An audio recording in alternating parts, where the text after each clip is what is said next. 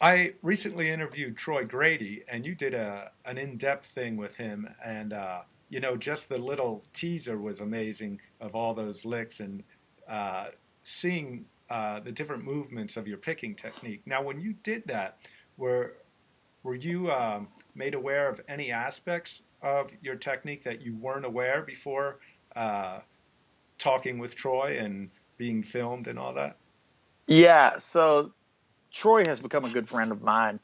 Uh, I think that process just it leveled me in a lot of ways. Like I didn't. It's funny when you watch that teaser, everybody's like, "Oh, he sat there and did all these licks."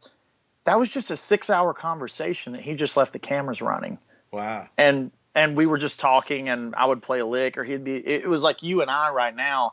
And if you said, "Hey, play me an example of something," like, well, so like this, and I would do Yeah. something, and he had this way of like, okay, now how much pressure are you putting in? Could you hit just the E string? And like I didn't realize what he was doing until Oh, he went back and like did his magic, right. which was like pausing things at certain moments, drawing in graphics. Like he knew that talking to me, I have no clue what my hand was doing. It's like Ben Eller and I have always had the joke of like, yeah, Ben Eller is a great guitar player, and he runs the "This Is Why You Suck at Guitar" Yeah. Yeah. website.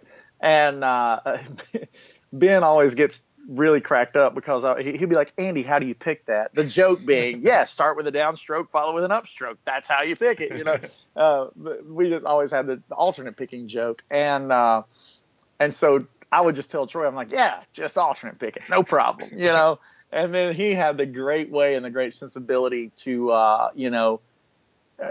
Troy's just such a high intelligence level human being that he had a way of just making a conversation happen, Right. and then getting me to subliminally play all of the examples in a conversational manner. Like I watched that thing and I was like, my God, that's a barrage of notes. What's going on? Yeah. And when it's repeated back to me, it wasn't that when we did it. It was just a 6 hour hang.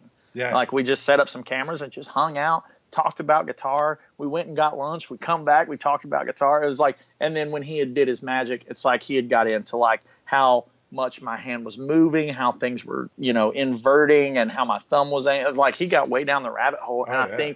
I think that's what makes his tuitional stuff just kind of a cut above Right. everybody else is he just has a way of reverse engineering someone's physical movements. He and I talked about it. It's like you can teach somebody how to swim or ride a bicycle, but until their body feels it, Exactly. like you can tell someone how to pedal a bike, but until their body innately feels it, it's not the same. Like you can't do it. And that's why like a Jimmy Herring versus a Guthrie Govan, they alternate pick phenomenally, but they both look really crazy different, Yeah. and John Petrucci alternate picks and it looks way different than Chris Thiele, Right. etc. So being around Troy it was really fun, and it made me feel good because he was like, wow, you can do some really crazy things with your alternate picking. And I mean, I don't put any thought into that.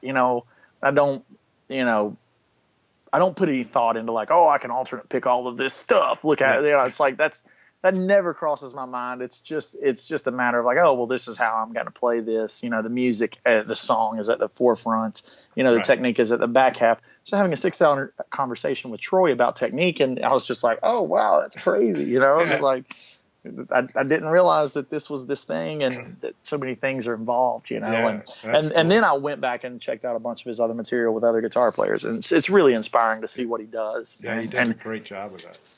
he's a great translator. It's like he speaks 30 languages Yeah. of guitar and Yeah. has a great way to bring it all back to, the guy that's on the receiving end of that wants to learn how to do Right. some stuff like that. Yeah.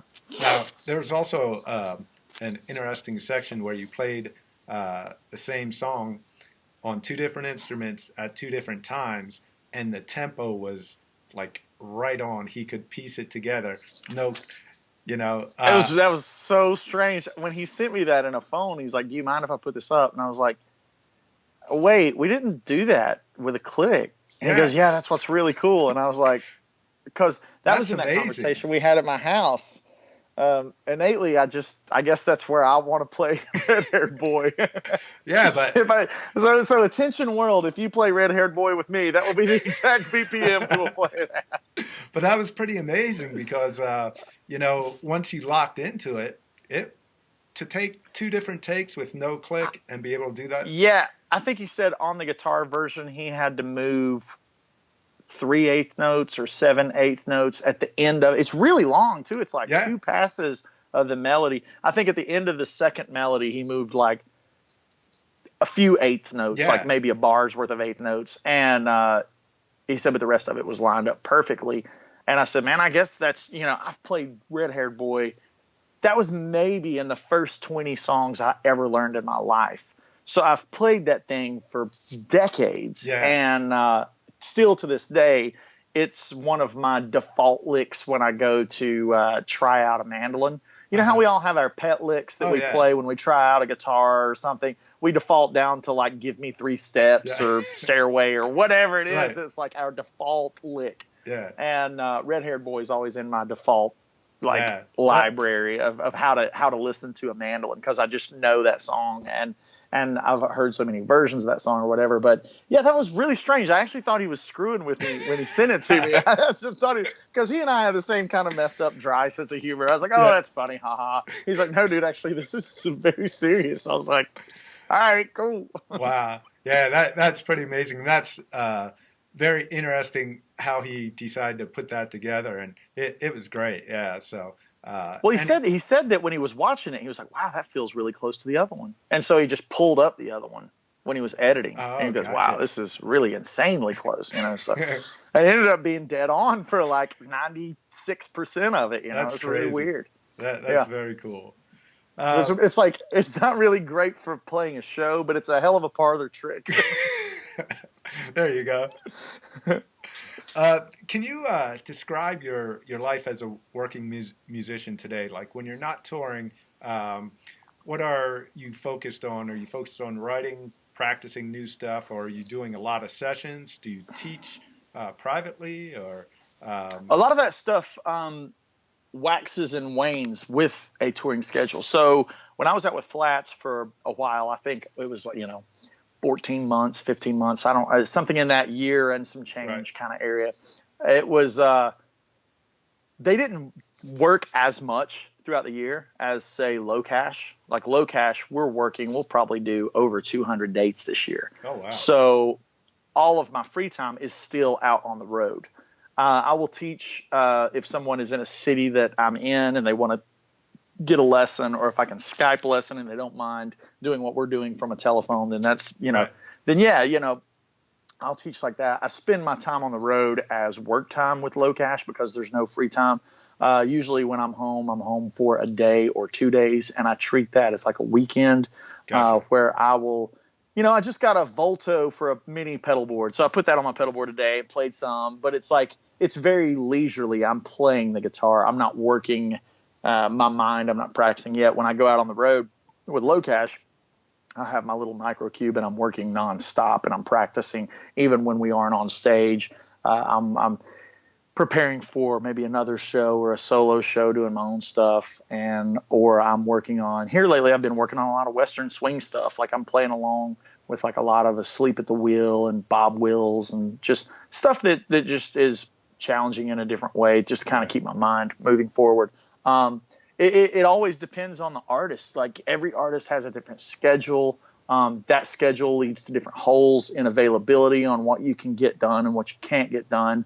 When I was with Scott would work really hard for 2 months at a time, and then we would have 2 weeks off or 3 weeks off, and it was really nice I did more clinics when I was out with Scott. I did more things that were like quote unquote Andy Wood things. Like I actually that's when I was finishing up Truth and Lie, and a lot of that stuff was all lined up with the availability to just get things done. Right now with LoCash, that availability doesn't exist. These boys work nonstop. I'm very thankful for the work, and they're good guys, and they're in that like hot scene right now where they've had some some singles and some number ones, and now they're up for ACM Duo of the Year. So now we're playing the ACMs. It's like, that's great. And they just come off of this Live Nation Ones to Watch tour in April, or we just get to come off of it in April. So that's been like nonstop touring, and they've just kind of got to keep the pedal to the metal right now because it's that breaking kind of thing. It's that time. Yeah, for sure. So, and later this year, we get to do some dates with Tim McGraw, which is going to be sick. You know, that'll be like mega arenas, and that's just a whole different kind of fun, you know? Yeah. I mean, it really depends on the artist, and that allows me to do what I want to do. And when I'm home from tour with an artist that's as busy as I am right now, I try to really make sure that I don't forget who I am outside of music. Yeah.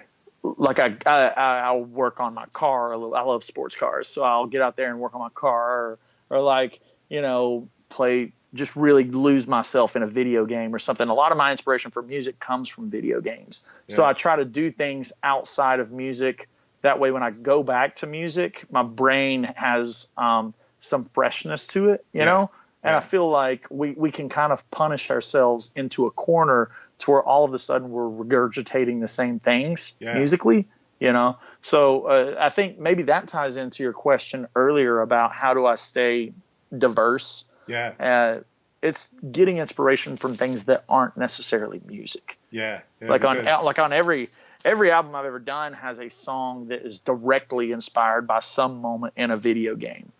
Truth and Lie had Reach. That was named for the very last moment of Halo Reach on Xbox 360. There's no way to win. So the last level of the game, you're left on the planet. You've got Master Chief. He's sent off into space, and you're just left there, and you got to fight off as many Covenant as you can until they kill you. Like, there's no way to win, right? There's just no way. The game is programmed to constantly respawn enemies until you die. And I thought, wow, it's like super epic and heroic, but it's also super sad and depressing. Yeah. And that's where I like went over to my guitar and I immediately played that like E minor 9 chord that starts off the song. Yeah. And doing those types of things when I'm not on the road, like playing video games and really getting immersed into a movie, or like just stepping away. When I come back to it, I have that feeling of like, oh, what was that emotion? Now what chord does that emotion sound like? Exactly. Yeah. You know? Very cool. Yeah. Now, you've been getting a lot of support for your videos, and your internet presence has been rising steadily. I first, actually, when I first heard of you, it was a few years ago. You did a thing with Andy Blackshutter, Cutting Heads. I did one with him as well, and I guess we were a couple weeks apart.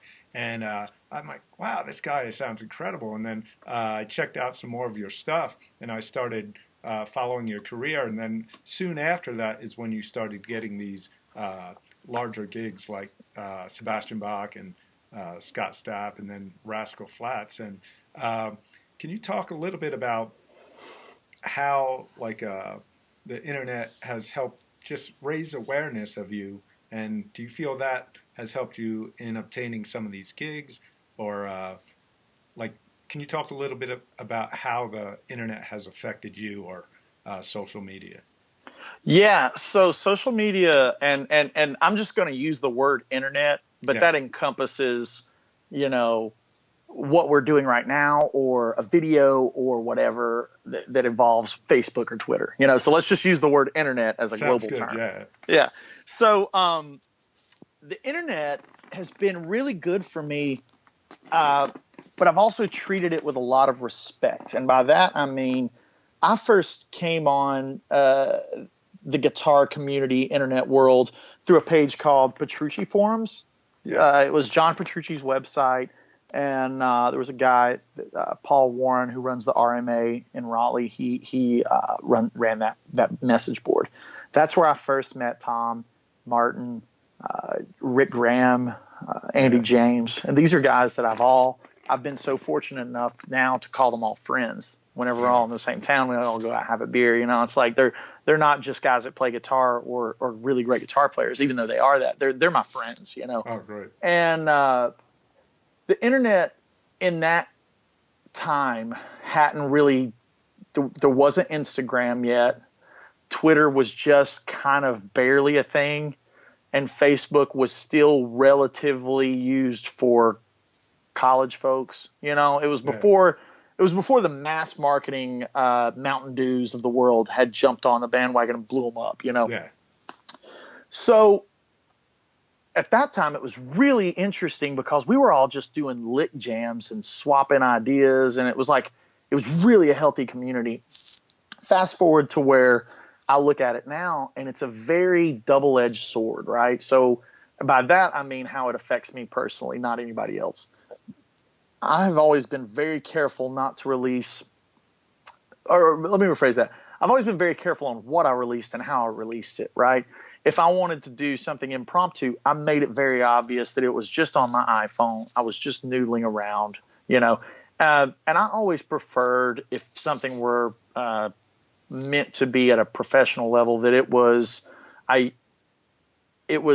for maybe a company that wanted me to demo a product, or maybe I was playing at a live show or whatever. I always stayed away from too many playing to the backing track things. I've done several, but you can count them on one hand. If you go to YouTube and type in my name, the very first thing that comes up is this thing I did for Guitar World when I was 22. You know, I was a kid and I had on like the Affliction t-shirt and a bandana, you know, and it was like, man, it was forever ago, and I was playing metal all the time. So it was that thing. And then the next thing that comes up is when I did Disconcerting Amalgam years ago, and it was just a quick little blast of each song. And then, you know, there's maybe an Andy James backing track. There's just not a lot of backing track stuff. It's Right. one of those things that, for me personally, and I'm not talking about anybody else in the world, and I just want to clarify that. Yeah. For me personally, the thing that I wanted to do was, if I released something, I wanted it to be related to a bigger branding or a bigger marketing or whatever word you want to use, that was beyond, hey, I'm in my bedroom, look how good I can play. Yeah. The reason is that idea of, hey, look at how good I can play, always got kind of bad to me if it wasn't meant to be fun and happy. And if it was meant with me sitting with my left leg on in perfect position, I'm just supposed to be shredding my face off. It's like, hey, look how good I can play. And if I don't get 1,000 likes, I'm going to go crazy. Like, that thing got really, that idea of using the internet as musical gratification or self-gratification or ego stroking or whatever you want to call it. Like I always felt like if I dabbled in that, I would not be a healthy person. Exactly, and that's not saying anybody else can't do it. I'm just saying, for me, it's not. That just doesn't seem like the way a good, healthy musical mindset starts. So I was always very careful about that. On the flip side, my favorite things to do would be have people who have filmed me playing at a live show. I love to reshare that, because that's like a photograph in a moment in time of somebody else's perspective, and they're catching me getting to do what I love in an environment that I love. And it's like, it's very positive. Right. Now, if everybody jumps in and goes, hey, you're really good, or hey, you suck, like, I don't really care, because it wasn't the origin point of that getting shared or released wasn't to just get the opinion of my peers upon my playing. Exactly. It was like, hey, man, check us out at Station Inn with my friend Travis Toy. We're playing this old Bluegrass song. It's really fun. You know, it's like, it just, the origin point of, like, the gig's already happened. The licks have already been played. I'm not putting this. Like, I guess that's how I've always dealt with the internet, is like with almost like a distanced kind of thing. It's like, I want to release stuff, but I also want it to be something that, like, I'm not putting something together just for the reason to show the world that I'm a competent musician. Like that. Right. That is just not a good, healthy point for me, and that's what I keep going back to. Yeah. How the internet has blessed me has been, like I said, when things have gotten reshared and stuff that has been like live gigs or moments in time where I've just been noodling around on my cell phone and put it on Instagram. Somebody's like, oh man, check this out. And then it gets back to so-and-so and so-and-so. And it starts a domino thing of like, hey man, now you get a call from somebody for a gig. It's like, hey, are you available? You know, the internet really got good to me back in the MySpace days. It was far more personal. That's how John Suhr and his team discovered me. I was actually on MySpace, I had a music page, but I didn't have a song, and I didn't want to put up a cover of me covering somebody else's song. Right. It was like that same origin point of Exactly. like, I can't just put up a cover of Under a Glass Moon just because I can play it. You know, it's like I can't. That doesn't do right. So I wrote a song called Chelmsford that was on Disconcerting Amalgam, and it was dedicated to Guthrie Govan. You know, if the world said, "Wow, that sounds like a Guthrie Govan song," duh, it was dedicated and named after him. So what? You Exactly. know, it's like that's the point. And I loved Guthrie's playing at that point in my life. I still love it, but at that point, I was like worshiping at the altar of Guthrie, and I wrote that tune as like a tip of the hat and a thank you. For some strange chain of events, Ed Yoon, who was working at SUR at the time, had discovered that song. And Ed was handling a lot of Guthrie's clinics, blah, blah, blah. And Ed had taken it to John and the team. They're like, wow, look at this guy. He does stuff. So then, I bought my first SUR. It wasn't like this endorsement giving thing, that misconception of the world. Right, exactly. I bought my first one and went out and met the guys, and we hit it off. That was 9 years ago, 8 years ago, whatever. And, and now I look back at this year's SUR, and I've got 2 signature models and signature model pickups, and like the internet did that for me. Yeah. I think I've always been fortunate with the internet because I've treated it with a high level of respect and like not valued myself based upon how many views or likes or clicks or subscribers. Like, I don't really have a huge number of YouTube subscribers, but on the flip side, I don't really upload anything to YouTube. Yeah. Everything that comes up on YouTube is someone else's version, someone else's perspective. It's through someone else's phone, someone else's album, and I like that a lot more. It makes me feel more okay. You know what I mean? It's like, if I'm not specifically uploading something that's a demo for a record or a demo for a product, then I don't really I don't like, you can't go on YouTube and see me playing to a backing track to all of my album songs. Yeah. Like, it's not available. The reason is I want you to buy my album, not because I want to make money off the album. You can make money off of YouTube. The point is the album is the collection of the art. Exactly. That's the way my brain put it together. If you want to hear it and listen to my view of the world, buy the album and listen to the album. Like, that's where the music should come from, not from a video of me sitting in my room playing of Elfin Man. Elfin Man is one piece of the puzzle. It's not. Yeah. It's not meant to, it's like, if somebody watches here's the best way to put it. If somebody watches me playing Elfin Man to a backing track in my bedroom, their musical perception is based upon me playing a song I wrote dedicated to Danny Elfman.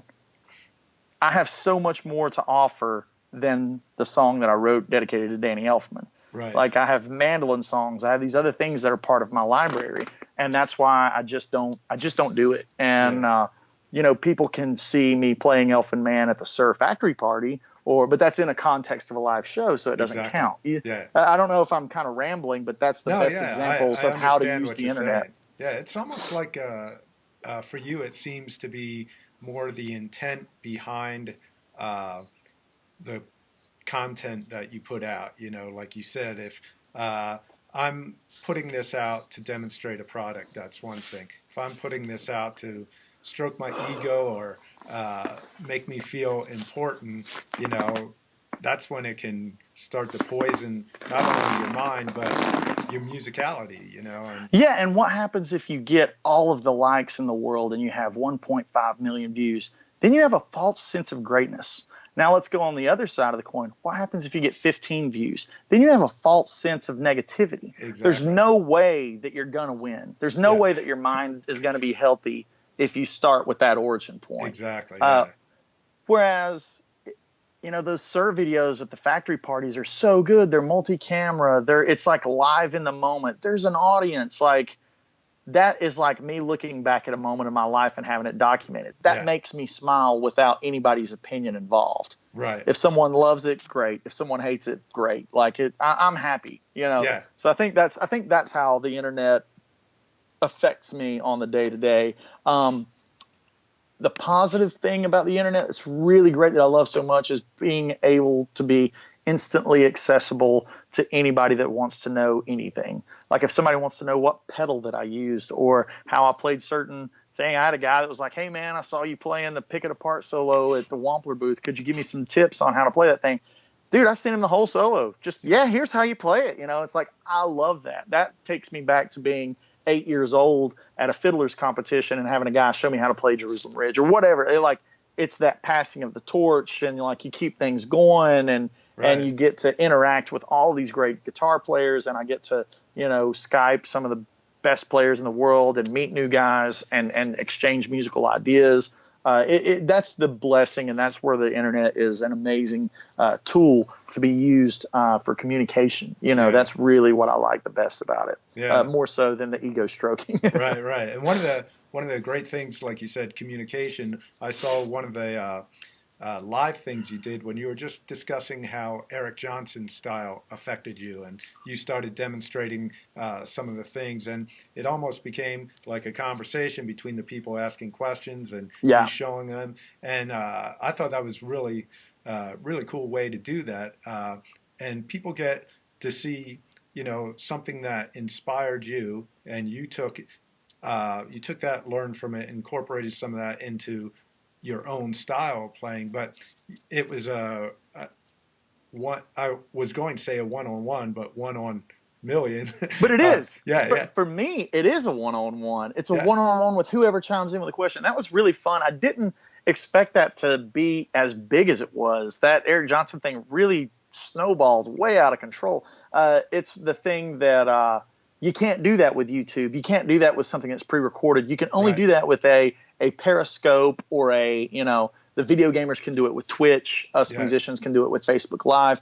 And it goes back to, if I wanted my ego stroked and I sat in my room and played a bunch of Eric Johnson licks, everybody would be like, yeah, he's just an Eric Johnson clone. I'm like, yeah, duh. That's kind of but when you're having that conversation, like you said, one-on-one or one-on-thousands, it becomes like, wow, man, I didn't know that you studied so much Eric Johnson. Have you ever done Desert Rose? I'm like, yeah, here's how you play the riff, or like, this tone and this pick attack, and this is how you get there if that's something you're into. It seems far more healthy, and it's like a far more communicative learning environment. Like the whole premise of it is in a very positive place. And the fact that so many people liked it, man, that's great. I feel like I got so many emails and messages of just people saying, thank you. Can you do one on Brent Mason? Like it turned into can you do another one of this other guy?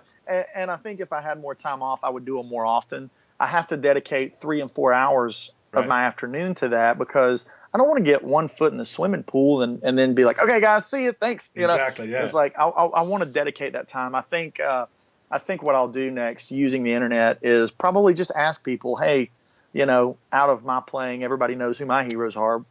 Who would you like to, what topic would you like to see discussed next? I get a lot of stuff on chicken picking and the Telecaster side of things. And I think that'll probably be in there, probably in the foreseeable future. Eric Johnson was just a very obvious one, because at one point in my life, my impersonation got way too close and I was losing myself, It was, and I had to kind of cut it off, but it was fun to revisit it and kind of show the world that to sound like Eric Johnson, you don't have to start everything with an upstroke. Exactly. There are other ways around it. That was cool. Yeah. All right. Well, one more question. I don't want to keep you too long. It's been great talking to you, man. What would your dream gig be? Like, what if all the stars aligned and you could do exactly what you wanted to do musically? What would that entail? It would be a business model very close to the way Carlos Santana or Jeff Beck's business model works. By that, I mean, I would be booked as Andy Wood. It would be my show. But I would be able to have whatever singer I want to come out and sing and play songs that I would want to play for whatever reason. If I wanted to do a disco record, then I could, and it wouldn't be questioned. I'm very envious of the way Carlos and Jeff Beck have been able to be themselves, yet do all of these things that they wanted to do without questioning from the audience or the society or the musical society. Like Jeff Beck can play with Joss Stone, or he can do, a weird ambient record, and like nobody questions it. Exactly. Everybody's like, oh, Jeff can do whatever he wants. Carlos Santana can get a mega radio hit with Rob Thomas, or he can play a 9-minute instrumental and nobody questions it. Yeah. I think that is the ultimate thing, is if my own brand or marketing could do that. I think that's such a blessing. It's like you're not expected to make Van Halen 2 over and over and over again. Exactly, you know, it's like Eddie, I don't mean that as a dig at Ed at all. He's been able to make, tons of different music that sounds tons of different ways. But I think we can agree that there was a backlash when he went to Sammy Hagar within the community. Everybody questioned it. They didn't like it. And like, dude, I thought you liked Eddie Van Halen. Exactly. You know, it's like Jeff Beck has never been questioned. Yeah. That's incredible. Yeah. That's unbelievable in a guitar community. Look at the way we react as fans when our favorite player releases a record that doesn't sound like this other record that he did. Yeah. It's negative. We're all like, oh, the Aristocrats, that doesn't sound like Erotic Cakes. Or, Train of Thought, it's not like Images and Words, blah. Like, we're all mad that it's not the same thing. It's like, but Jeff Beck gets this get out of jail free card. Exactly. Carlos Santana, man, he's played the same licks for 40 years, but he gets to do them all the time in a different context. Exactly. And he gets to play, pop music or a 9-minute Latin instrumental. It's like he never gets questioned. And I love that. I love that about Derek Trucks. Oh, yeah. He can play any style of music and he's never questioned for it. Joe Bonamassa, granted he stays within the blues realms, he can do a whole record of what he called the Three Kings, and did Albert King, Freddie King, and B.B. King. And nobody questioned it. Nobody called him a knockoff or a copycat. Yeah. Everybody was like, his fans loved him for it. Yeah. And that's something that is very dream gig-ish to me. It gives you the freedom. It's full liberty. Yeah. Full liberty. And that's great. And I was fortunate enough to interview Carlos Santana and Neil Schon together. And one of the things Carlos was saying is like this band, it was when they got back together, pretty much the same lineup as Santana 3 got back together and did Santana 4. And he's like, we're not just a one-trick pony. I mean, we do all these different styles, and like you said, he can be himself within those styles.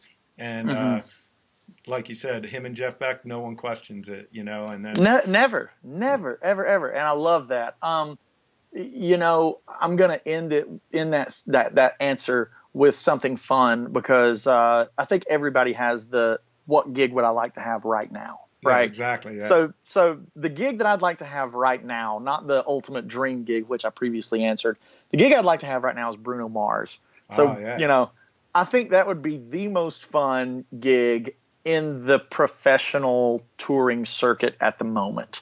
They dance and play funk all night long, and it just seems like those guys are having the best night of their life. And that just looks like a lot of fun. Yeah, it's like joining the party, Dude, it's like you are the party. Yeah. So I think that looks like a lot of fun. The fact that they have so many talented musicians in that band. Jamario's a guy that I met when we did this Guitar Summit thing. He's a great guy, great bass player. And I've been fortunate to have, hang on. That's all right. Yeah, there we go. I've been fortunate to have some really great gigs, and I've currently got a great gig. But, the dream gig question is always really fun to answer very lightheartedly. So my lighthearted answer is Bruno. And then the very serious answer would be the Jeff Beck, Carlos Santana business model. Yeah, that's cool. Well, I know a lot of your fans would enjoy that. That would be great to see you be able to have full freedom, because you cover so many styles, and it would be nice to see you bring in as many musicians as you needed to get your vision out. That would be really cool. That was the whole point of Truth and Lie, was to I needed some kind of thumbprint that, like, when people go, hey, what is Andy Wood? I've heard of this guy. What does he do? What's his thing? It's like Truth and Lie had to be this big record. Yeah. It had to be this double album that was so huge that it encompassed so many things, because I felt like, okay, if I were to die in a car wreck today, I've left something that is my thing, And the reason I did it in that manner with guest singers and different instrumentals and all of that is so that if I wanted to do a 5-song EP or a 6-song EP with a girl singer, nobody would be like, oh, that's so weird. Why'd he do that? You know, or if I wanted to do a 6-song bluegrass record, nobody would question it. It's like I'm trying to like plan ahead. That way, if anybody goes back and like looks at my catalog, like, oh, well, he did this big double album. Okay, well, then we'll give him a get out of jail free card. You know. Yeah, that's great. Well, it's been such a pleasure talking to you, and I've been enjoying your playing for years now. It's amazing, not only the technical aspect, but the musicality and thank you so much, the feel man. of it. It's definitely a pleasure. So thank you very much, and look forward to what's coming next for me, man. Cheers, man. Thank All you right, so much, cheers. brother. Talk soon. Thank you, man. See ya.